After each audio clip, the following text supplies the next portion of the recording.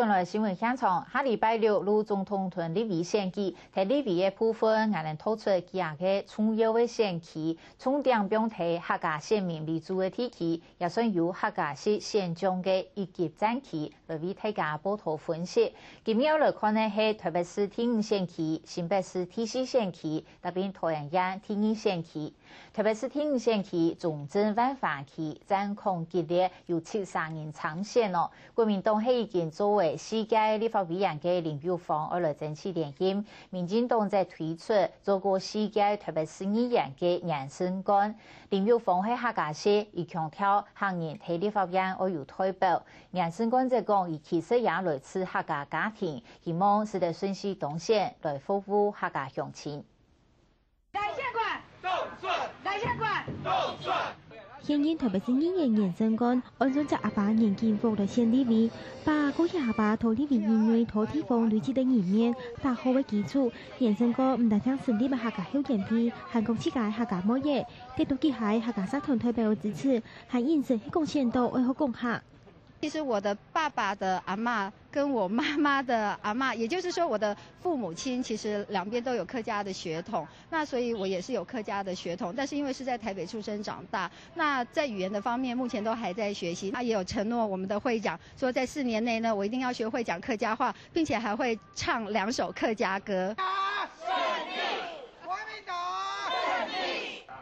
同杨胜官本身都嘅成立客家休闲区对比，同国防嗰個網球經驗嘅現任客家立委林玉芳，在強調刺激到立委院內動認真、動上網推動客家事務，來爭取縣民的認同。每一屆呢，我有一次總質詢的時間呢，我去強調客家問題；有時間呢，也會呢講幾句客家話，因為一種聲音一出嚟，我不然了解到講。因客家人順差，因客家人在立法院有退保，因為也點青重要。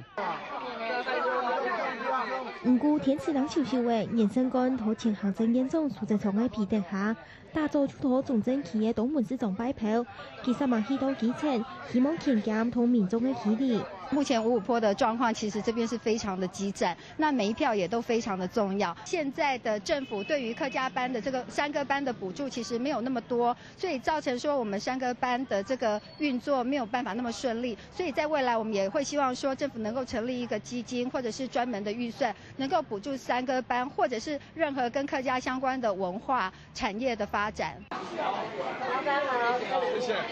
林玉芳未係行長排到年年。來到重整區南門里嘅建村，歸路去拜訪參加民眾，同我成促權卡到嘅重整區，林玉芳展現嘅延長已久累積嘅基層實力，顧好南人嘅基本盤。因為有新人啊做某個事情，一個